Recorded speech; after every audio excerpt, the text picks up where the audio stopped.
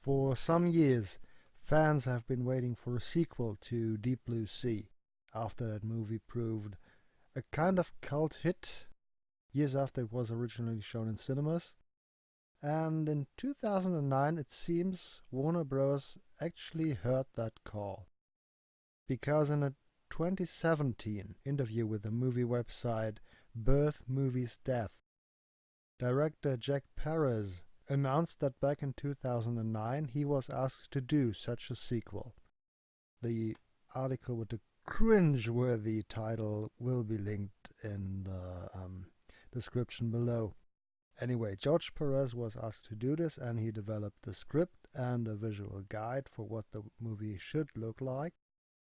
And in all honesty, I don't have much hope that the movie would have been good, because the best thing Jack Perez had done by then was the second episode of Xena Warrior Princess, and the movie called Some Guy Who Kills People. That is apparently a cult hit, but I have never seen it or even heard about it. And apart from that, yeah, his track record is not that good. He had been doing Mega Shark vs. Giant Octopus the year he was asked to do this, and this is probably the reason why he was asked to do a shark movie. And that's not the best quality movie either. That's just nah.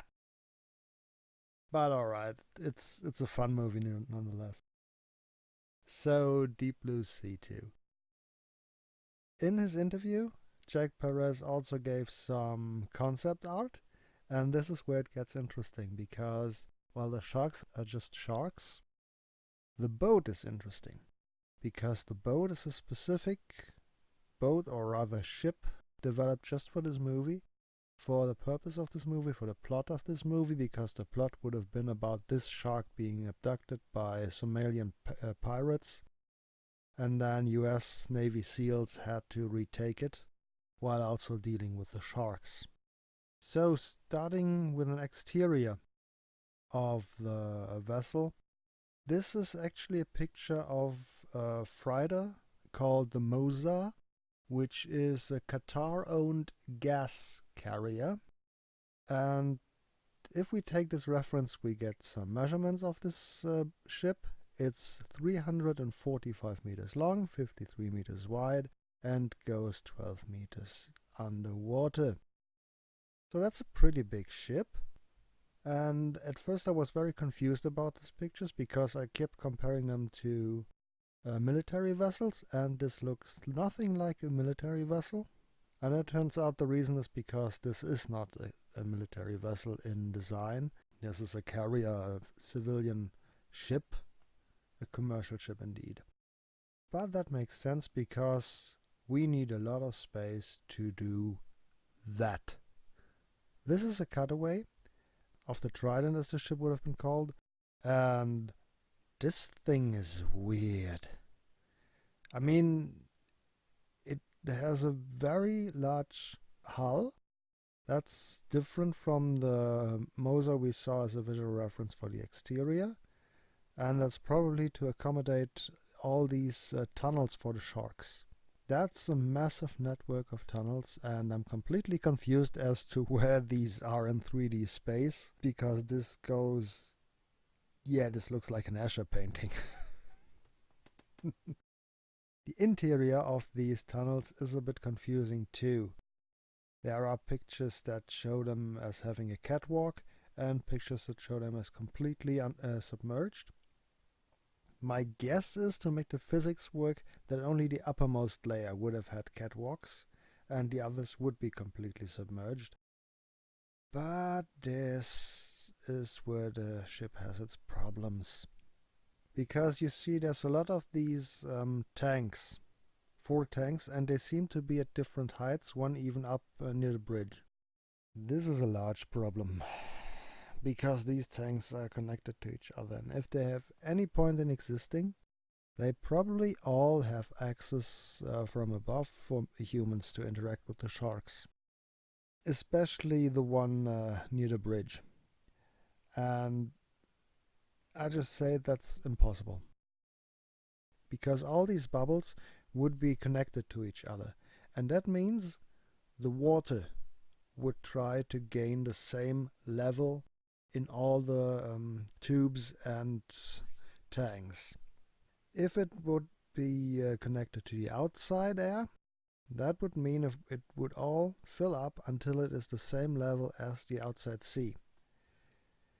That cannot be true because we have one tank near the bridge and another one that also looks fairly high up, close to the upper deck. So these two are clearly above sea level, and that means they are closed off from the outside air so that they can avoid that and can actually pump the water higher while still having a connection below sea level to the outside sea, because if you have something like that, you will want to have the sharks be able to get out for use in attack on something. This is a military operation after all. So yeah, the problem still remains. Every single tank had to be completely isolated.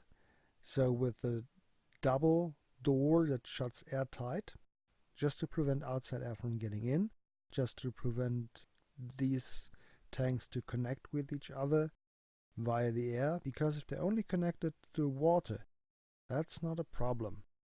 Water can actually sustain different levels if the air part of the tanks is not also connected, because then what will happen is called communicating tubes, and they will level with each other. And that would just sink the ship. I mean, this is a carrier. It probably can take a lot of weight, but water would just rise continuously until it's level at all parts. And because one of the tanks is near the bridge, far above the water, this might sink the ship. I'm not sure if this is enough volume to actually sink the ship, but it might. And at any rate, this is ridiculous. I mean, the level of security you have to keep this whole system from collapsing is just completely ridiculous. The idea is very neat. It looks great. It makes for a great setting. It's just completely ridiculous in physics. It just wouldn't work. That said, if we had a ship that used sharks as a military unit, as a kind of task force, this is pretty much what I would imagine that would look like. A very big ship with lots of space for the sharks that would have the room to move around, with tanks so orders can be given and shark can be checked for sicknesses, parasites, whatever. The ship would be very slow. We're looking at, well, the Moser has 35 kilometers per hour. I'm guessing that's 30 because the hull is just so big. But for the mission it's intended to perform, the basic idea of the design is really fine. The only thing that needs to be changed to make this a viable vessel is to have all the tanks at the same level. Then they could easily level out with the water content, and if it's balanced correctly, it could work without sinking the ship. And that's what little can be said about the Trident, because apart from these pictures we don't have anything. But next week I'll stay with machines, just not Deep Blue Sea anymore. I will transfer over to Star Wars and the AT-HS.